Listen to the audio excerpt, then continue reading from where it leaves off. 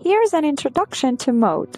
Mode is the data that appears most often, or the number that is repeated the most.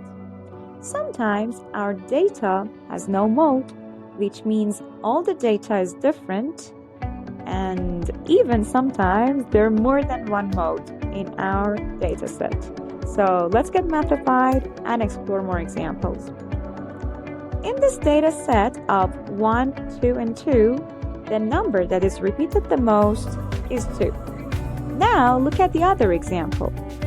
In this data set of 1, 2, 2, 3, 3, 4, 5, the most repeated numbers are 2 and 3, which makes them both the mode.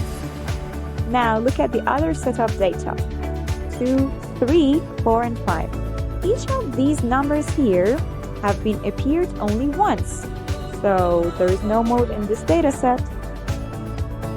Now it's your turn to analyze the set of data 2, 2, 3, 4, 4, and 5. Let's identify the mode. What do you think it is? Please tell me in the comments below. And don't forget to subscribe for more math videos.